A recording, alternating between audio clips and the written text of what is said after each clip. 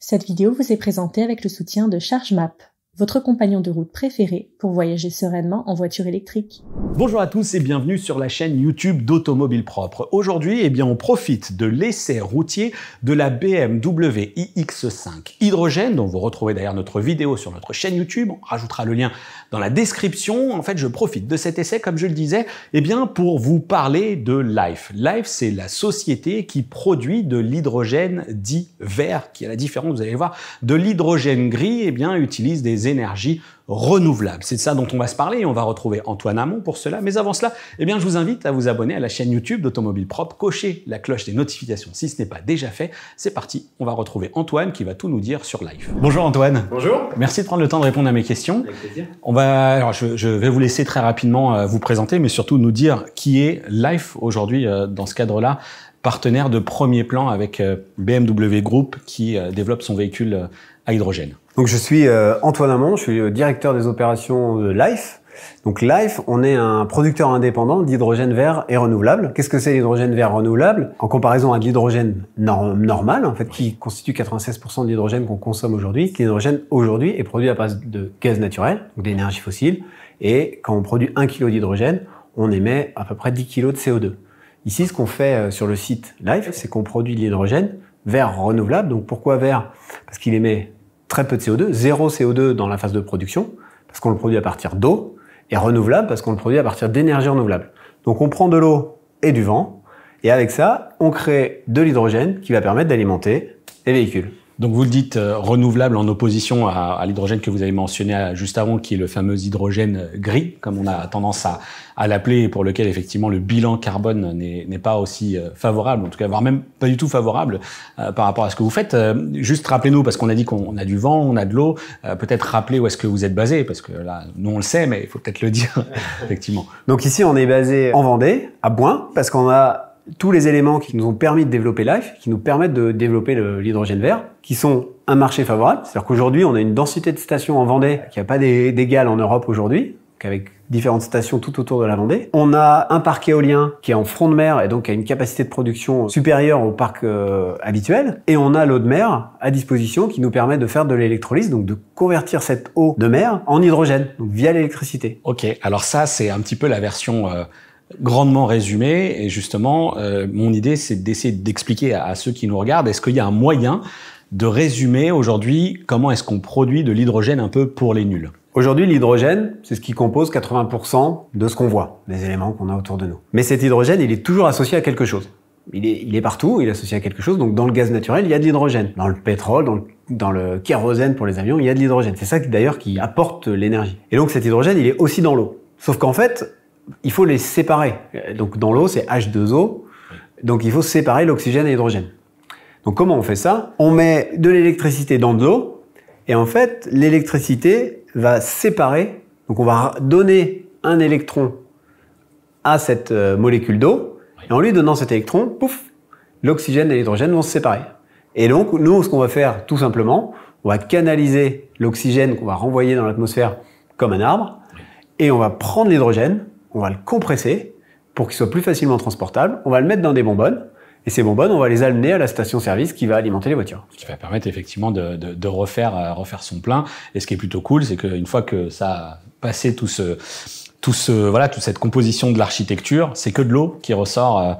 Alors on peut même plus appeler ça l'échappement, c'est un simple tuyau maintenant. Exactement, et c'est ça la beauté de la démonstration qu'on fait aujourd'hui ici, c'est qu'en fait un véhicule à hydrogène, il n'émet aucun CO2, mais il a zéro émission. Quand on veut faire un véhicule zéro émission, la seule option disponible aujourd'hui, c'est l'électrique. C'est un moteur électrique. Mais ces moteurs électriques, on a deux façons d'alimenter. Quand on parle d'électrique, on parle de batterie électrique. Ça, cette batterie qu'on connaît, en fait, on peut la remplacer par ce qu'on appelle une pile à combustible. Donc, c'est un élément qui va faire la réaction inverse de ce qu'on fait dans l'électrolyse. On prend de l'hydrogène, donc on a rempli dans sa voiture. On aspire de l'air dans lequel on va prendre l'oxygène.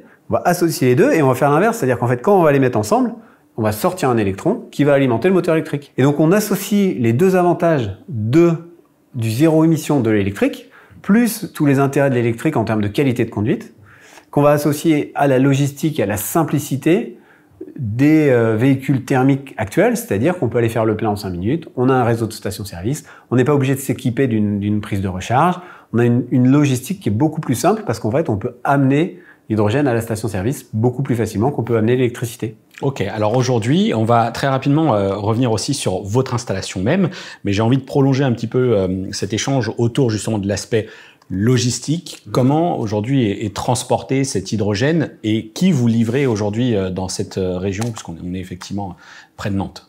Alors aujourd'hui, l'hydrogène, on le livre avec des conteneurs. Dans ces conteneurs, on a des bouteilles d'hydrogène qui sont connectées les unes les autres pour qu'il n'y ait qu'un seul câble, un seul flexible qu'on branche à la station-service.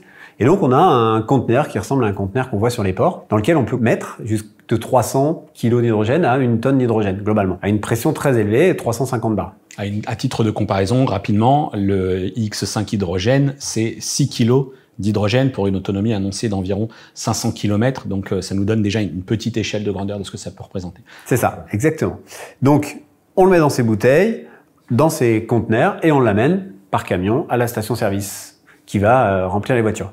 Ça, c'est l'étape numéro 1. Derrière, on a différents stades de développement qui vont être un réseau d'hydrogène qui est en train de se développer au niveau européen, qui va être l'équivalent de notre réseau de gaz aujourd'hui que les uns et les autres ont chez eux. Et on va avoir des sites de production d'hydrogène qui vont être chez les clients industriels. Parce qu'on ne peut pas livrer par camion un énorme consommateur qui va être une aciérie, une verrerie, etc. ou une grosse usine chimique qui utiliserait beaucoup d'hydrogène. Bah là, on va produire directement chez eux et on va s'alimenter en électricité. Et alors, vos clients aujourd'hui, qui sont-ils? Alors aujourd'hui, on a différents types de clients parce qu'en fait, notre objet, c'est de décarboner. Donc aujourd'hui, 20% des émissions carbone, c'est la mobilité. Et dans la mobilité, il y a 80%, c'est les voitures, les bus, les camions. Donc ça, c'est nos premiers clients. On a des stations, comme je le disais tout à l'heure, en Vendée. On a des stations en Vendée qui vont alimenter ou permettre de s'alimenter, d'alimenter les véhicules, les bus, les camions poubelles, en hydrogène. Ensuite, donc ça c'est la mobilité, et ça va jusqu'à la mobilité très légère parce qu'on alimente aussi des stations, des centres logistiques qui ont des chariots élévateurs à hydrogène, et on alimente de la mobilité lourde parce qu'on va avoir des sites en Allemagne qui vont alimenter des trains à hydrogène, donc une vieille locomotive diesel, on va pouvoir la convertir, ou la remplacer par une locomotive hydrogène, ce qui va nous éviter d'être obligé d'électrifier toutes les lignes de train. Donc ça c'est un avantage aussi important. Donc ça c'est les clients mobilité. 20% de nos émissions de CO2. 20% c'est l'industrie. Et donc dans l'industrie, on a l'industrie chimique qui aujourd'hui utilise déjà de l'hydrogène gris. Donc là, on les alimente aussi avec notre hydrogène. Et des industries qui aujourd'hui utilisent du gaz naturel ou toute autre sorte d'énergie pour alimenter leurs process qui peuvent convertir en hydrogène. Sur ce site, ici, vous alimentez aussi des stations. Il y en a combien? C'est le choix aussi de BMW de nous avoir emmenés ici. Combien il y a de stations aujourd'hui de recharge? Alors aujourd'hui, sur la Vendée, on a 2 stations qui sont opérationnelles. On a 2 autres qui sont en construction. Quand on élargit le périmètre, on a d'autres stations sur les Pays de la Loire qui sont disponibles pour aller alimenter son véhicule. Donc ça, c'est disponible pour les particuliers et aussi pour l'agglomération qui va alimenter ses bus dans ces stations. Oui, naturellement, vous n'êtes pas le seul opérateur, mais en tout cas, vous opérez sur cette partie hydrogène vert produit à partir de cette énergie renouvelable. C'est ça. Aujourd'hui, on est les seuls encore à produire, à livrer de l'hydrogène vert. Par contre, on ne fait pas de la partie électricité, on ne produit pas l'électricité et on ne fait pas la distribution. Donc on a des partenaires qui distribuent au détail dans les stations-service. Exactement.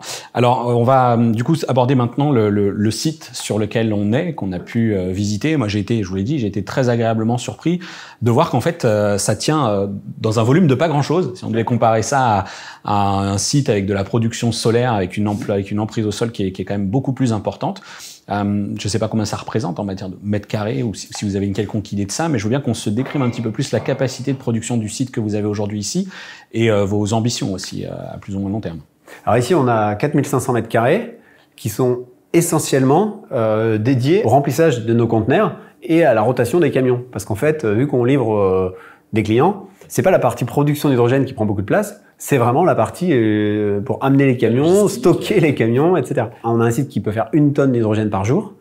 Et sur la superficie équivalente, on est en capacité de faire 2 tonnes. C'est les prochains sites qu'on a en construction, 4 tonnes.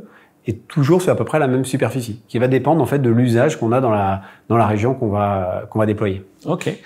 Site de production terrestre, mais vous avez un pied en mer aussi. Exactement. Donc on a fait une première mondiale en septembre 2021 en inaugurant ce site ici, qui est en connexion directe à un parc éolien avec de l'eau de mer à taille industrielle pour livrer des clients. Et aujourd'hui, on prouve depuis 2 ans qu'on livre des clients de façon régulière, sans arrêt de livraison. Et en fait, on a voulu dupliquer ce modèle en mer. On a la conviction chez Life que l'avenir de l'hydrogène est en mer. Parce qu'en fait, il va falloir verdir notre réseau électrique. Il va verdir l'électricité qu'on produit aujourd'hui. Pour ça, il va déjà falloir des superficies et des zones pour lesquelles il va falloir, où on va devoir développer du solaire et de l'éolien. Donc si en plus il faut qu'on fasse de l'hydrogène, ça va être compliqué. Donc il va falloir qu'on sorte des zones terrestres pour produire cette énergie. Il y a 2 options. Il y a l'option de partir à l'étranger, au Moyen-Orient, par exemple, et donc aller utiliser les superficies qu'ils ont là-bas et le soleil qu'ils ont là-bas, ou alors d'utiliser ce qu'on a en Europe de disponible, c'est-à-dire la mer. On a en mer du Nord 11 fois plus de capacité de développement d'éolien offshore que d'électricité nécessaire sur le territoire. Donc on peut faire 11 fois plus d'électricité. Sauf que l'électricité, ça se transporte mal. Qu'est-ce qu'on pourrait en faire? On peut en faire de l'hydrogène. Et l'avantage de faire de l'hydrogène en mer, c'est que ça coûte beaucoup moins cher de ramener de l'hydrogène que de ramener de l'électricité. On est convaincu que pour gagner en autonomie énergétique, l'Europe a intérêt de développer ces technologies de l'hydrogène en mer. Et pour faire ça, on utilise le même modèle chez Life, c'est-à-dire prouver que c'est possible, le faire à l'échelle industrielle, montrer qu'on est capable de le faire et qu'on le fait de façon qu'on a le savoir-faire. Et après, on multiplie ce modèle à détail. On fait x10, x10, x100. Et on va pouvoir se développer comme ça. Ce qui est intéressant, c'est que ces sites, en fait, enfin, ces espèces de grosses, je sais pas si on peut les appeler des grosses sphères, hein, effectivement, qui sont a priori implantées au large. Elles sont pilotées à distance depuis, d'ailleurs, ce site ici à Boin. Vous avez un centre opérationnel déporté. Je crois que vous l'appelez comme ça. Quel est le bilan, un petit peu, si on devait le comparer à ce qui existe aujourd'hui dans le monde du véhicule électrique? On parle souvent du bilan énergétique du puits à la roue ou du puits à la route. Comment ça se passe pour l'hydrogène? Parce que vous ici vous êtes relié à une éolienne qui vous alimente. Est-ce que votre bilan carbone d'une certaine manière il est neutre ou quasi, ou est-ce que c'est plus compliqué que ça? Alors effectivement, pour parler du site offshore, donc aujourd'hui on a un site qui va nous permettre de faire 400 kg d'hydrogène par jour en mer et qui est effectivement complètement autonome. Donc on doit aller sur site pour faire des maintenances de temps en temps, mais tout le pilotage de la production est fait à distance. Et ça nous projette dans un modèle où on va pouvoir justement aller loin en mer pour ne plus avoir la nuisance qui peuvent paraître visuelle des éoliennes et donc avoir des sites complètement autonomes. Donc ça, c'est l'aspect offshore et l'intérêt de l'offshore. Pour la partie, on va dire, efficacité ou émission carbone, ce qui est important de dire, c'est que quand on compare les choses, on compare souvent le scope 1. Donc c'est les émissions directes. Oui. Les émissions directes, quand on prend une voiture, on calcule les émissions directes sorties du pot d'échappement. Aujourd'hui, ici sur le site, on a 0 émission directe. Au pot d'échappement de votre véhicule BM, vous avez 0 émission directe. Oui. Après, effectivement, quand on fait un bilan complet, il faut construire une usine, il faut construire des éoliennes, etc., etc. Donc si on prend le cycle de vie complet, on est globalement 10 fois moins émissif que de l'hydrogène gris. Antoine, j'ai envie de vous poser une question qui certes j'étire un petit peu le cadre et cette partie peut-être un peu logistique, c'est-à-dire que une fois que cet hydrogène il ressort de chez vous, est-ce qu'on peut essayer de considérer un espèce de bilan global carbone énergétique entre ce qui se passe chez vous et ensuite lorsque le client lambda va faire son plein à la pompe, où là encore on a besoin de cette énergie pour injecter sous une très très haute pression cet hydrogène dans les réservoirs?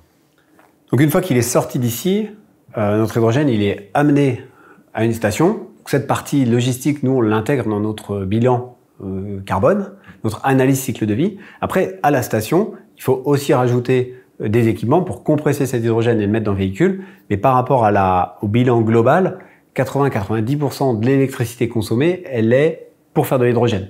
Ces équipements complémentaires pour recomprimer dans le véhicule, c'est 5 à 10% de l'électricité. C'est à chaque fois quelques kilowattheures. C'est quelques kilowattheures qui vont être consommés par-ci ou par-là. Pour l'ensemble, on parle aussi des éléments de sécurité, des lumières, mais tout ça, nous, et tous les acteurs de l'hydrogène focalisent sur l'efficacité du process. Il faut voir, si on fait des comparaisons, la première raffinerie ou la première voiture, je pense qu'elle consommait pas pareil que la BN qui sort aujourd'hui des usines. Bien sûr. D'où tout cet intérêt, effectivement, que vous soyez 10 fois moins consommateur que les autres producteurs d'énergie, d'hydrogène. C'est ça. Alors Antoine, est-ce qu'on peut terminer ces échanges sur peut-être la partie un petit peu prospective de Life, vers quoi vous vous dirigez? L'objectif de Life, c'est de décarboner. Et donc, notre objectif, c'est de décarboner 1 milliard de tonnes de CO2. Alors, ça paraît énorme, ça paraît lointain, mais on va le faire étape par étape. Donc, ici, première étape, on a maintenant d'autres sites en construction à terre. On a d'autres sites en France, en Allemagne. On a des gros projets au Danemark.